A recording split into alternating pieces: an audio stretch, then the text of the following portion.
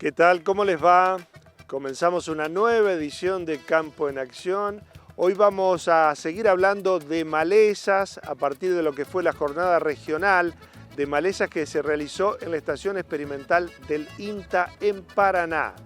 También estuvimos en una jornada en el departamento Victoria, donde se habló del cultivo de maíz en este ciclo tan complicado para este cereal. Y para comenzar nuestro Campo en Acción de hoy, nos vamos hasta Aranguren, sede de Copar, la cooperativa de esta localidad, que es una referencia en la provincia de Entre Ríos por la diversidad de actividades que desarrollan.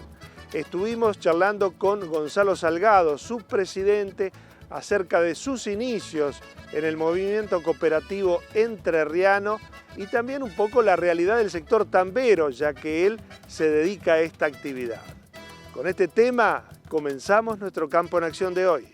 Y yo desde 1991-92 que entré en la Cooperativa Eléctrica de Victoria, que bueno, este fue un recambio de consejeros y me invitaron a participar y estuve en la Cooperativa Eléctrica de Victoria hasta el año de 1992 hasta 1998, que entré acá a la Cooperativa de Aranguren como vocal suplente, y de 1998 acá estoy, como vocal suplente, pues fui tesorero, secretario y ahora presidente.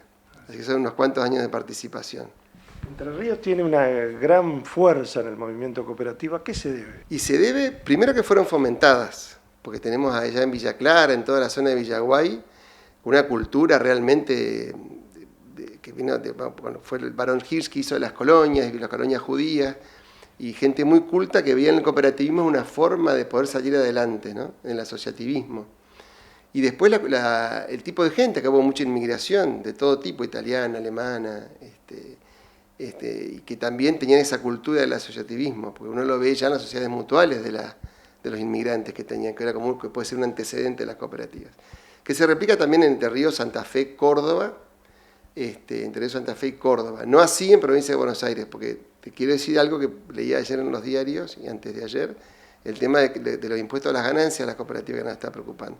Evidentemente, Capital Federal no tiene ningún tipo de experiencia cooperativa, salvo el hogar obrero, que lamentablemente, creo que no sé, hay que ver por qué cerró. Pero provincia de Buenos Aires, por la extensión de los campos, y como es la provincia de Buenos Aires, no tuvo muchas cooperativas. Hay cooperativas, pero no tuvo un movimiento cooperativo como el nuestro. Entonces, ver, porque nos ven digamos, para mí es por falta de conocimiento, digamos, de que la ganancia de la cooperativa va al capital social, que a su vez se presta al asociado, es un bien común en el asociado. Entonces, hay que insistir un poco en ese tema, ¿no? Sí, porque si no por ahí aparece un iluminado político o economista que desconoce el cooperativismo y sugiere algunas ideas de acomodarlos o ponerlos en igualdad de condiciones con grupos económicos muy potentes y algunos de afuera, ¿no? Y no en las mismas condiciones. Es lo que está pasando ahora con el tema de las importaciones, que nosotros estamos preocupados. El tema lácteo, el tema porcino, que se habla de importaciones, porque están a un precio más bajo. Pero las condiciones que produce esos bienes en Brasil o en otros países que se pretende importar, no tienen los costos que tenemos en Argentina. Entonces, no podemos competir en igualdad de condiciones. O sea, hay que tener mucho cuidado con todo eso, pues se habla, pero hay que ver bien el contexto económico en el cual se hacen estas cosas, ¿no? Contanos a nosotros y a la audiencia cuál es la actividad principal que desarrollás como productor agropecuario. Yo soy productor tambero y agrícola. Nosotros tenemos un tambo de aproximadamente 300 vacas en el departamento de Victoria, en Rincón del Dol, y hacemos agricultura también ahí, esa es la actividad principal. ¿Cómo es el contexto actual que viven ustedes como productor, como una familia productora de una larga tradición? Sí, la verdad que este año totalmente nuevo lo que nos ha pasado, estamos saliendo de los efectos de la sequía del año pasado. Yo te comentaba recién fuera de cámara que la primera vez que hemos tenido que salir a comprar forraje para las vacas fuera del establecimiento, siempre tenemos todo con producción propia. Y bueno, estamos remontando la cuesta de lo que tuvimos que invertir el año pasado para mantener la actividad. Pues la vaca tambera, a la vaca lechera no se la puede abandonar una vez que está parida. Estar en funcionamiento la producción. Así que, pero bueno, seguimos en camino. Y este año, exceso de lluvia, ¿cómo afecta en la parte de la sanidad en el rodeo lechero? Bueno, nos afecta más que nada, obviamente en el tema de confort de la vaca, nos afecta también en el tema de la calidad de la leche, porque la vaca está con barro permanentemente y se echa en el barro. Y también de la baja de producción. Tenemos aproximadamente un 30-25% de la baja en litros de leche, porque la vaca no tiene confort, por más que usted le dé muy buena comida, que vos le des muy buena comida, no tiene confort, no hay sol, está en el barro, así que hemos tenido una pérdida importante en marzo-abril de producción. ¿Esto acomodó el precio? ¿Es uno de los factores que le dio un mejor precio al tambero? Sí, la mejoría del precio ha sido por dos factores. Primero, porque no hay leche, y el pasado cerraron muchos tambos, porque fue una crisis de la sequía, lo que a muchos tambos, chicos de 100 a 150 vacas, los decidió cerrar directamente. Y sea el factor de que no hay leche, la industria está pagando un poco más, y además nos está pagando un poco más para que nosotros hagamos inversiones en forraje para poder seguir teniendo producción.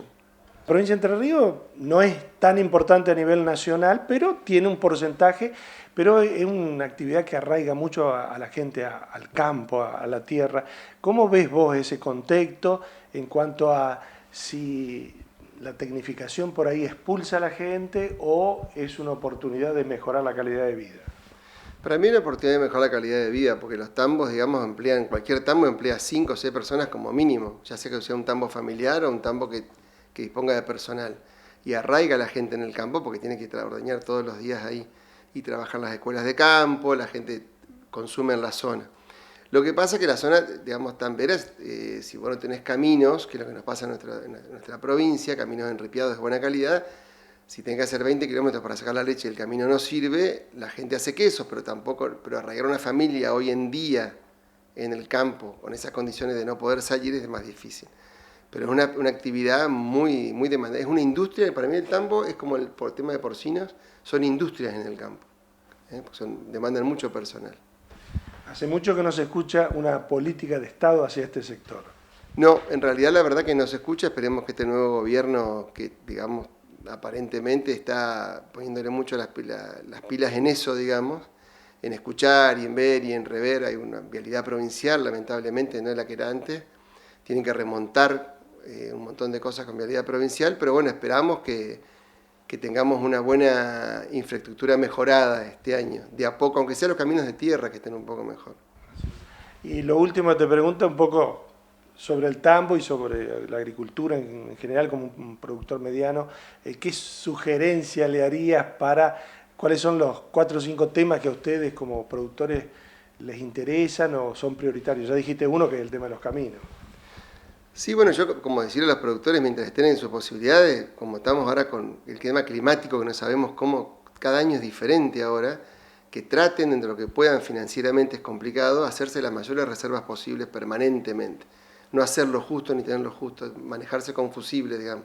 Lo que pasa es que financieramente es costoso, pero tratar de hacer la mayor cantidad posible de reservas mientras se vaya pudiendo para tratar de amortiguar mejor los desastres climáticos, ¿no? Y asesorarse permanentemente con los ingenieros agrónomos o con su técnico de confianza con el tema de las plagas, porque estamos, te digo, ahora pasó con la chicharrita en maíz, estamos con todas cosas nuevas que atender, que se asesoren y que hagan reservas mientras puedan financieramente, que eso es un tema después para hablar, el tema de cómo nos financian, ¿no? Hacemos la primera pausa en nuestro programa. En el próximo bloque nos vamos hasta el departamento Victoria.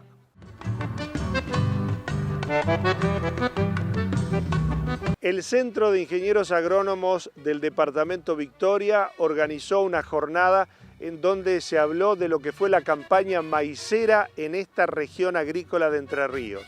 Charlamos con Mario Francisconi y Martín Marusic, referentes de un importante semillero, acerca de los materiales que se presentaron y cómo fue este ciclo productivo.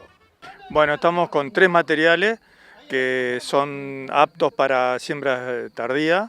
Los 3 materiales tienen tecnología en LIS, son Power Core Ultra, es decir, tienen el gen Viptera 3 y tienen muy buen comportamiento para tardío. Es Pioneer 2021, Pioneer 2297 y Pioneer 1804, que son materiales, estos 2 últimos, que estamos viendo que tienen buen comportamiento para la enfermedad que estamos padeciendo en esta época del año.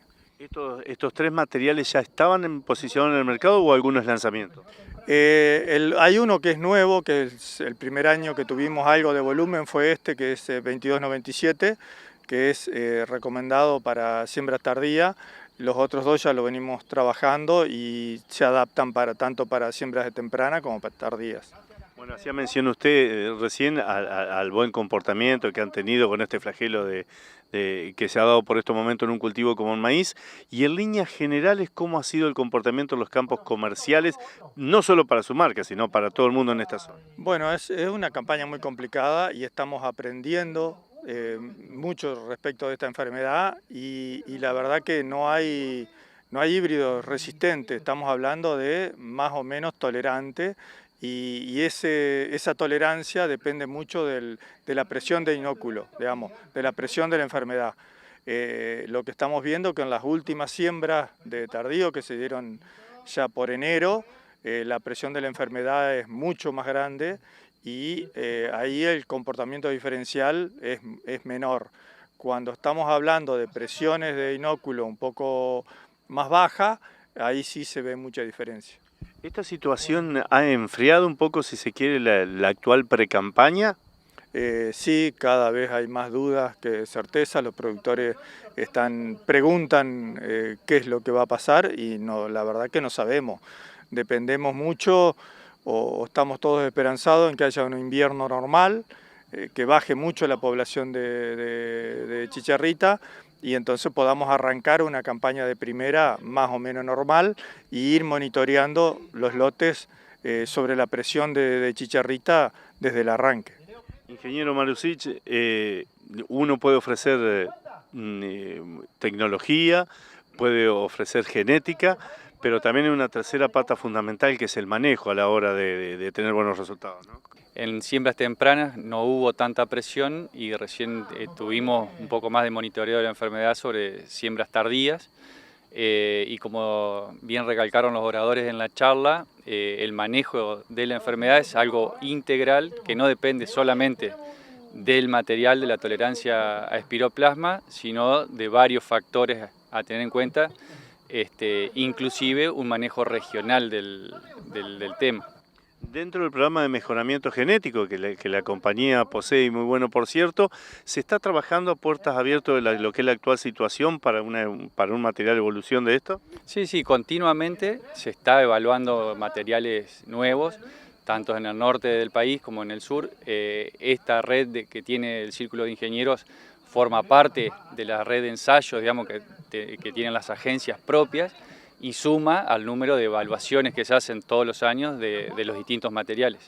Dentro de esa red de evaluación tuvimos la oportunidad de ver hace muy poco tiempo nada más un ensayo realizado en la zona de La Picada, donde un híbrido como 2297 realmente daba buenos resultados. Bien comentó Mario recién, 2297 es un lanzamiento de campaña pasada, que hay todavía relativamente poco volumen en producción. Es un híbrido que viene del norte, posicionado más para el norte, en nuestra zona particularmente para siembras tardías.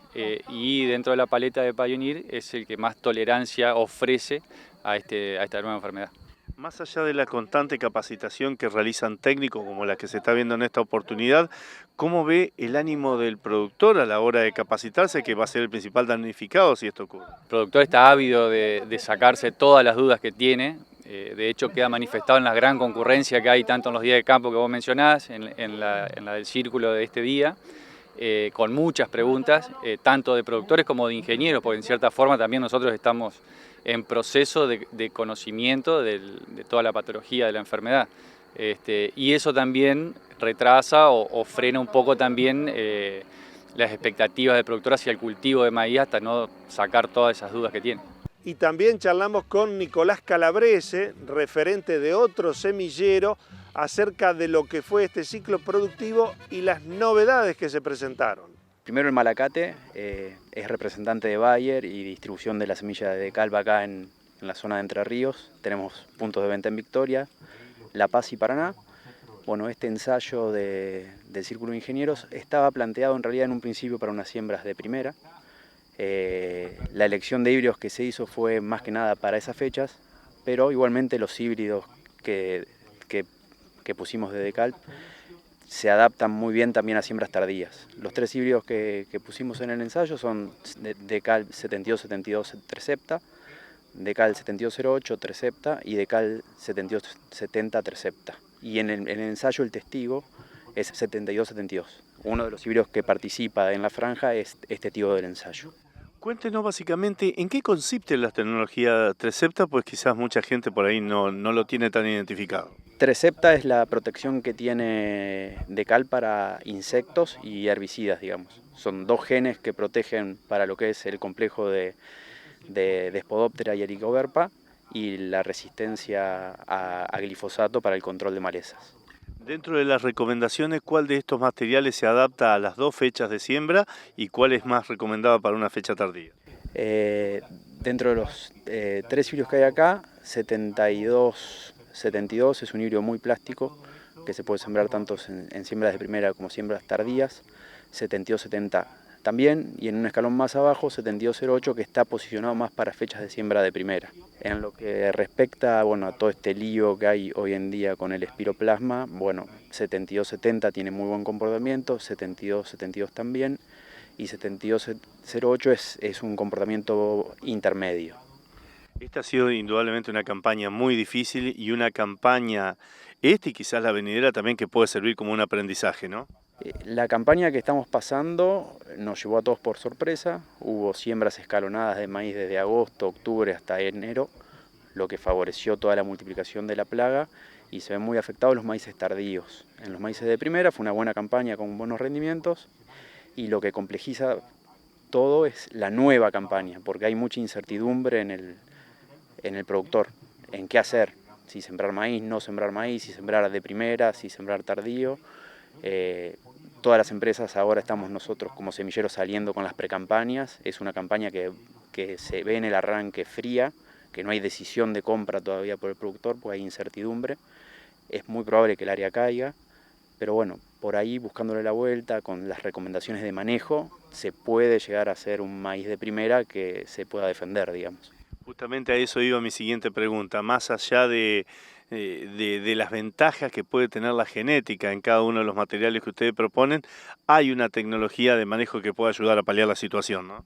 Exacto, más que nada, la principal, si hacemos una pirámide, la base de la pirámide fundamental para manejar la enfermedad son elecciones de híbridos tolerantes y después manejos que puedan bajar las poblaciones iniciales. Es fundamental el control de todo lo que son los maíces guachos que después de cosechar aparecen en los lotes. Eso es fundamental, el control de esos maíces guachos y la elección de cultivares tolerantes. Después es monitoreo de la plaga, aplicaciones foliares sobre el cultivo si es necesario, que eso está muy en discusión porque se habla que tienen que ser aplicaciones regionales, que si la hace un productor y el otro no la hace, la chicharra es muy móvil, entonces hay bastante dilema en eso, pero son las pautas básicas de manejo que hay que tener. Y por último, ¿cómo ve el ánimo del productor a la hora de encarar todo este tipo de práctica agronómica que se empieza a proponer? Y el productor en realidad lo que está pasando es que el que va a hacer maíz lo tiene que hacer, sí o sí. El tema es que tiene miedo de que esas prácticas ayuden a paliar de manera efectiva la enfermedad. Si el invierno nos acompaña con un invierno que sea poco más crudo de lo que vienen siendo los inviernos y podemos hacer un buen manejo de todo lo que es maíces guachos y una elección de un híbrido tolerante, es muy probable que en una siembra temprana de agosto acá en la zona, de mediados de agosto hasta el 15 de septiembre, podamos tener un maíz aceptable. Probablemente esté afectado por espiroplasma, pero en niveles de incidencia bajo. Nos vamos a la última pausa en nuestro programa. En el tramo final venimos hasta la estación experimental de INTA en Oro Verde. En la estación experimental de INTA Paraná se organizó la jornada regional sobre malezas. Charlamos con Pablo Belluccini, experto del INTA Marcos Juárez, acerca del manejo integral de malezas en cultivos de cobertura. Obviamente que le damos una importancia muy grande, porque vemos que tienen, a la vez de que aportan beneficios al suelo, puntualmente en lo que es malezas, vemos que suman muchísimo para atenuar el nacimientos o los nacimientos más que nada de malezas anuales, eso lo vemos con las especies con las que trabajamos nosotros, pero siempre hacemos hincapié en que para que logren el objetivo de tener el nacimiento de malezas anuales, es importante que estén bien instalados en tiempo y forma, esto quiere decir en buena fecha y que a la hora de sembrar o bolearlo que se haga de manera adecuada, ¿no? Y indudablemente efectivizaría mucho más el control, un correcto manejo integrado con lo que es el control químico, ¿no? Totalmente, totalmente. Bien dijiste, esto es un manejo integrado. O sea, por sí solo no es la solución, el herbicida por sí solo tampoco es la solución, pero cuando combinamos ambas prácticas vemos que el partido, digamos, lo empezamos a jugar de otra manera. O sea, le estamos planteando diferentes estrategias a la maleza y vemos que de esa manera no solamente hacemos más sustentables los sistemas de producción, sino también ayudamos a que el herbicida, ayudamos a que no solamente el control lo haga el herbicida, sino que estamos integrando prácticas. En el cultivo de cobertura puntualmente, ¿cuál es la importancia que se le da a la inoculación del mismo? Bueno, eso se hace en vicia, que es una leguminosa que nosotros usamos en la zona y es mucha la importancia. Te diría que es clave porque la semilla de vicia tiene un costo y si la voy a sembrar, si hago el gasto y la voy a sembrar sin inocular, directamente estoy tirando la plata. Para hacerlo tengo que comprar una buena semilla y además inocularla con un buen inoculante. Y a la hora de la siembra o de la implantación de este cultivo de cobertura, ¿qué es lo que se tiene que tener en cuenta a la salida del cultivo de renta, ya puede ser de maíz o de soja? Bueno, muchos factores, está muy bien la pregunta. Siempre hacemos por ahí foco en que no debe haber residuos de herbicidas del cultivo de cosecha que me puedan afectar al cultivo de cobertura. Normalmente se ve eso. Entonces siempre decimos que si la idea es implantar un cultivo de cobertura después del cultivo de cosecha, bueno, hay que detener las aplicaciones, digamos, de posemergencia en un determinado punto para que pueda, digamos, para que el cultivo de cobertura no muestre efectos o síntomas de fitotoxicidad.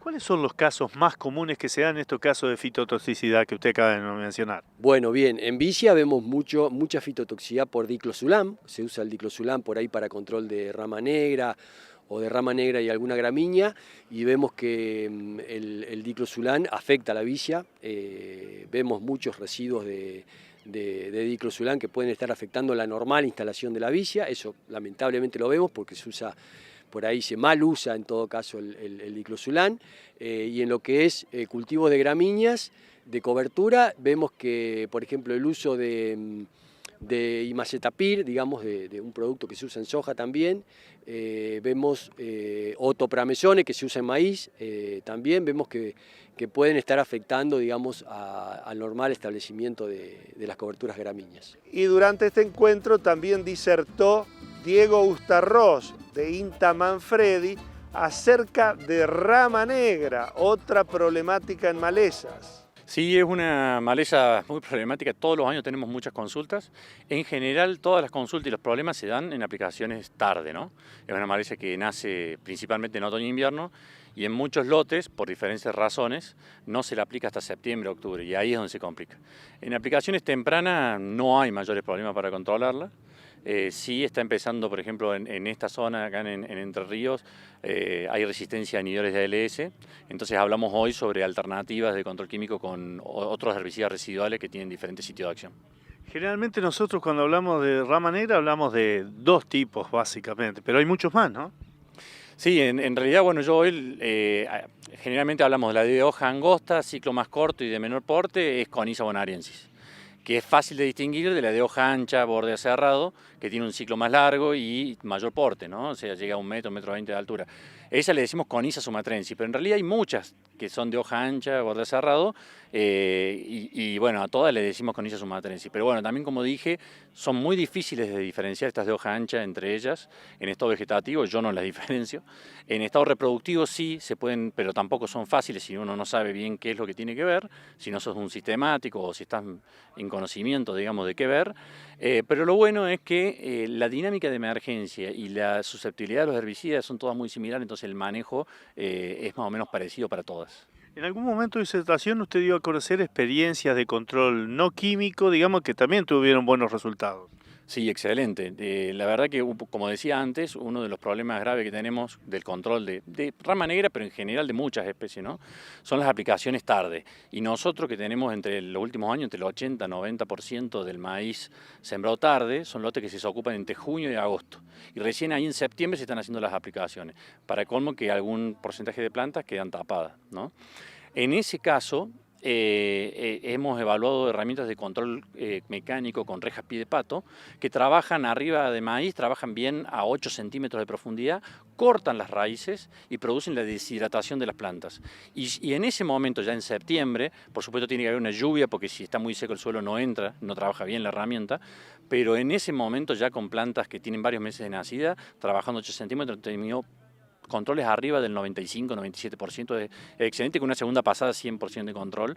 Así que, y aparte lo bueno que tiene eso es que si estamos con algún problema de algunas pocas plantas que no nos estamos dando cuenta, que sea resistente a los herbicidas que estamos aplicando normalmente, por ejemplo 2,4-D, que sería un problemón, la vamos a estar controlando al 100% de las prácticas, porque para ese momento, para septiembre, ya prácticamente el 90 o más % de rama negra ya nació. Entonces la vamos a estar controlando a toda la población con un control que no es herbicida, que no es químico. Y justamente aparte de eso quería ir ahora, digamos, Conyza es una maleza que está presente en gran parte de la campaña agrícola, digamos, pero ¿cuál es el momento de mayor nacimiento de la misma? Y rama negra es, nosotros tenemos relevado que más o menos entre el 80 y el 98% de nacimiento otoño-invernal.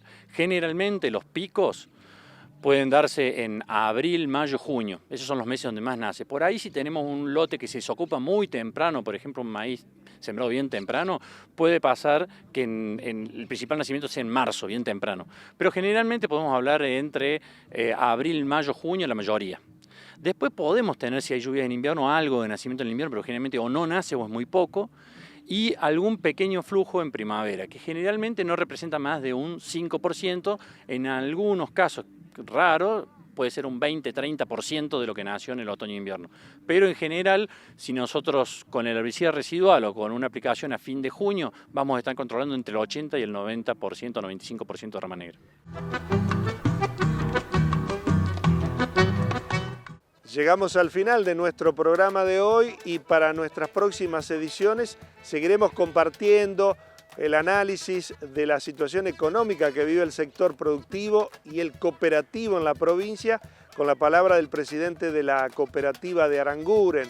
También estuvimos en Sauce Pinto en el encuentro anual que es la fiesta patronal que permite la vuelta al pueblo de mucha gente que vivió en esta zona rural y también, por supuesto, lo que son las gestiones que se realizan para mejorar la situación de la comunidad de esta zona productiva de la provincia de Entre Ríos. Como siempre, les agradezco mucho que nos elijan cada semana. Nos volvemos a encontrar en 7 días. Por su atención, muchas gracias.